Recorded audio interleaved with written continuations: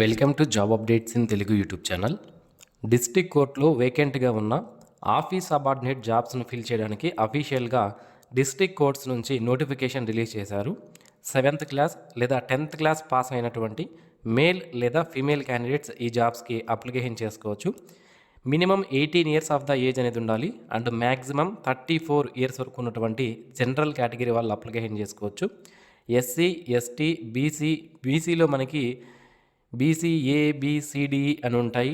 And SC కేటగిరీలో SC group 1, group 2, group 3 అని ఉంటాయి. సో వీళ్ళందరికీ కూడా దాంతోపాటుగా ఎకనామికలీ వీకర్ సెక్షన్ వాళ్ళకు కూడా 5 సంవత్సరాల ఏజ్ రిలాక్సేషన్ అనేది స్టేట్ గవర్నమెంట్ వాళ్ళు అందిస్తారు. సో టోటల్గా 39 సంవత్సరాల వరకు ఉన్నటువంటి ఎస్సీ, ఎస్టీ, బీసీ మరియు ఎకనామికలీ వీకర్ సెక్షన్ వాళ్ళు ఈ ఆఫీస్ సబార్డినేట్ జాబ్కి అప్లికేషన్ చేసుకోవచ్చు. అండ్ దీనికి ఎటువంటి ఎగ్జామినేషన్ లేదు, డైరెక్ట్ సెలెక్షన్ అనేది ఉంటుంది.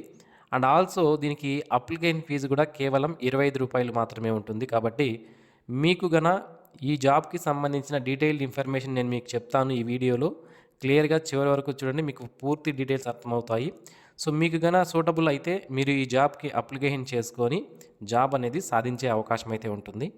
అండ్ మీరు ఆంధ్రప్రదేశ్ లేదా తెలంగాణ రాష్ట్రాలకు సంబంధించిన వాళ్ళైతే తప్పనిసరిగా మన యూట్యూబ్ ఛానల్కి సబ్స్క్రైబ్ చేసుకోండి. ఆంధ్రప్రదేశ్, తెలంగాణకు సంబంధించి అలాగే సెంట్రల్ గవర్నమెంట్కి సంబంధించినటువంటి జాబ్ నోటిఫికేషన్స్ ఏవైతే విడుదలవుతాయో వాటన్నిటిని ఎవ్రీడే మన ఛానల్లో అప్లోడ్ చేస్తాము. సో దట్ మీరు మిస్ అవ్వకుండా ఉండాలి అంటే ఛానల్కు ఇప్పుడే సబ్స్క్రైబ్ చేసుకోండి. డియర్ ఫ్రెండ్స్, డిస్ట్రిక్ట్ కోర్ట్ నుంచి ఆఫీస్ సబార్డినేట్ జాబ్స్ కోసం అఫీషియల్గా విడుదల చేసిన నోటిఫికేషన్ ఇది. ఈ జాబ్కి సంబంధించి మీరు అప్లికేషన్ చేయాలి అంటే మీరు తప్పనిసరిగా 7th క్లాస్ నుంచి 10th క్లాస్ మధ్యలో గన పాస్ అయ్యింటే మీరు అప్లికేషన్ చేసుకోవచ్చు. 7th పాస్ అయి ఉండాలి, లేదా 8th కానీ 9th కానీ లేదా 10th క్లాస్ పాస్ అయిన వాళ్ళు ఈ జాబ్కి అప్లికేషన్ చేసుకోవచ్చు. అయితే మీ యొక్క ఏజ్ అనేది 18 to 34 మధ్యలో ఉండాలి అని చెప్పాను కదా. ఆ ఏజ్ మీరు ఎప్పటికి చూసుకోవాలంటే 31st మార్చ్ 2026 నాటికి మీ యొక్క ఏజ్ అనేది 18 నుంచి 34 సంవత్సరాల మధ్యలో ఉండాలి. SC, ST, BC economically weaker section అయితే 18 నుంచి 39 సంవత్సరాల మధ్యలో ఉండాలి. అండ్ ఫిజికల్లీ హ్యాండిక్యాప్డ్ ఎవరైతే ఉంటారో వాళ్ళైతే 18 నుంచి 44 సంవత్సరాల వరకు ఉన్నటువంటి అభ్యర్థులు ఈ జాబ్కి అప్లికేషన్ చేసుకునే అవకాశం అయితే ఉంటుంది. ఇక ఈ జాబ్కి సంబంధించి ఏవైతే అప్లికేషన్స్ గన 20 కంటే ఎక్కువ వస్తాయి, ఖచ్చితంగా 20 కంటే ఎక్కువే వస్తాయి. ఎందుకంటే దీనికి ఎక్స్పీరియన్స్ కూడా ఏం అవసరం లేదు ఈ జాబ్స్కి. కాబట్టి ఖచ్చితంగా 20 కంటే ఎక్కువ అప్లికేషన్సే వస్తాయి.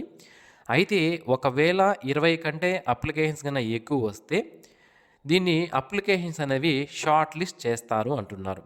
షార్ట్ లిస్ట్ చేయడం ఏంటి అంటే ఏవైతే అప్లికేషన్స్ ఒకవేళ 100 కానీ 200 కానీ లేదా ఇంతకన్నా ఎక్కువ వస్తే క్వాలిఫికేషన్లో అంటే మనకి 7th క్లాస్లో కానీ 8th క్లాస్లో కానీ 9th క్లాస్లో కానీ లేదా 10th క్లాస్లో కానీ వచ్చినటువంటి మార్కులను బేస్ చేసుకొని మీకు ఎన్ని మార్కులు వచ్చాయని చూసుకొని అప్లికేషన్స్ అనేవి స్క్రూటినీ చేస్తారు. అంటే ఒక పోస్ట్కి 20 అప్లికేషన్స్ తీసుకుంటారు, మిగిలిన వాళ్ళన్ని అప్లికేషన్స్ అనేవి రిజెక్ట్ చేయడం జరుగుతుందన్నమాట. సో ఒకవేళ మీ యొక్క టైం బాగుంటే మీరు గన స్క్రూటినీలో గన గెటిన్ అయితే మీకు ఈజీగా జాబ్ వచ్చే అవకాశాలు ఎక్కువగా ఉన్నాయి. సో అయితే ఈ షార్ట్ లిస్టింగ్ అనేది ఏ విధంగా చేస్తారు అంటే మన క్వాలిఫైయింగ్ ఎగ్జామినేషన్లో అంటే మన 10th క్లాస్లో కానీ 8th క్లాస్లో కానీ 7th to 10th చదివింటాం కదా, దాంట్లో వచ్చిన మార్కుల ఆధారంగా మనకి షార్ట్ లిస్ట్ చేసి ఓవరాల్ ఇంటర్వ్యూకి పంపిస్తారు. ఓకేనా. సో ఆ 20 అప్లికేషన్స్ని ఓవరాల్ ఇంటర్వ్యూకి పంపించడం జరుగుతుంది.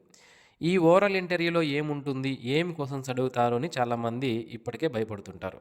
మీరు అలా భయపడాల్సిన అవసరం లేదు. ఓవరాల్ ఇంటర్వ్యూలో మీ యొక్క బేసిక్ స్కిల్స్ అనేవి టెస్ట్ చేస్తారు అంతే. ఓకేనా.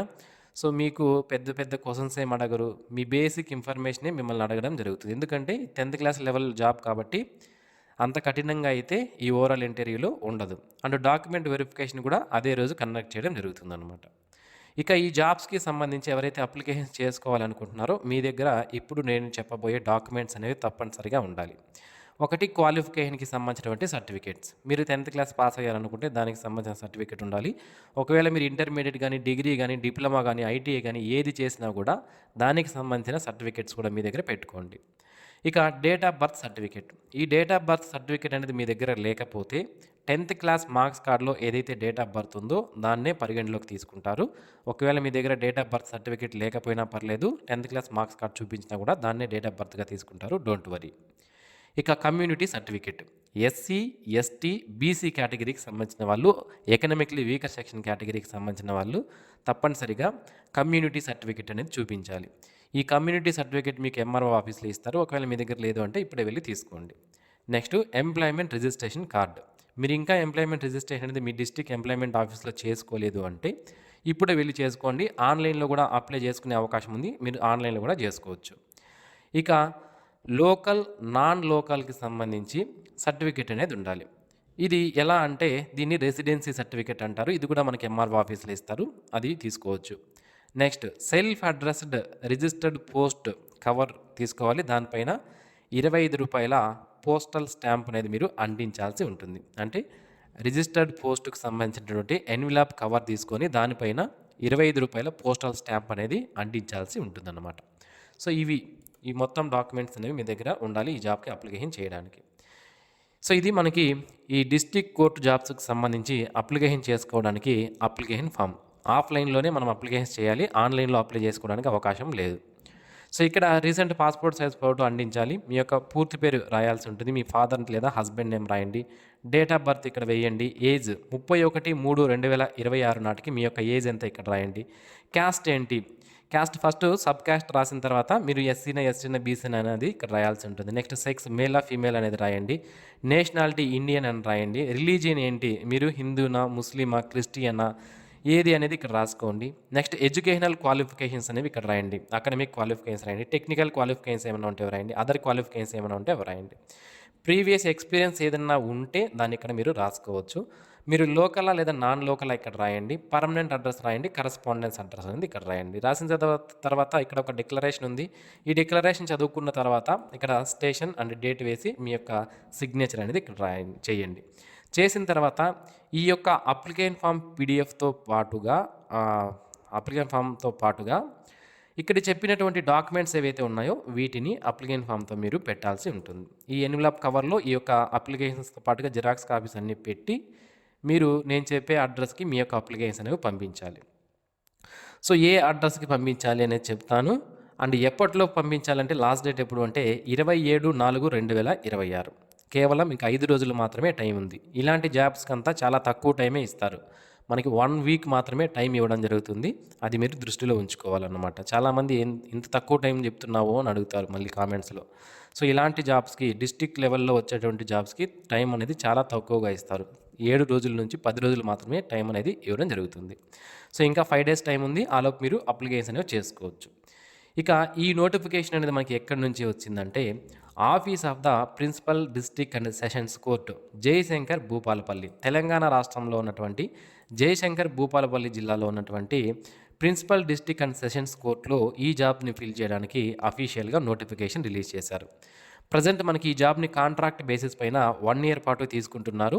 ఒకవేళ మనకి ఫ్యూచర్లో వాళ్ళ రిక్వైర్మెంట్ని బట్టి మీ యొక్క పర్ఫార్మెన్స్ని బట్టి మరొక సంవత్సరం ఎక్స్టెండ్ కూడా చేయవచ్చు లేదా చేయకపోవచ్చు. అది వాళ్ళ నిర్ణయాన్ని బట్టి ఉంటుందన్నమాట.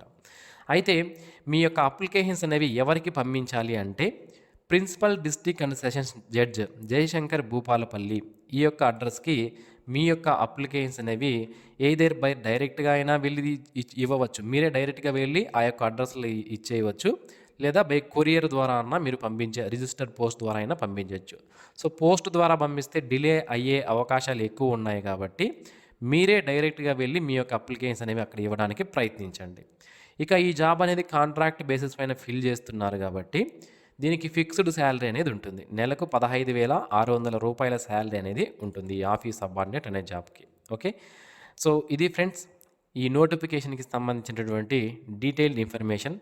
మరిన్ని ఇలాంటి డైలీ జాబ్ అప్డేట్స్ మీరు మిస్ అవ్వకుండా పొందడానికి మన జాబ్ అప్డేట్స్ తెలుగు యూట్యూబ్ ఛానల్కి సబ్స్క్రైబ్ చేసుకోండి. Thanks for watching this video. Have a nice day friends.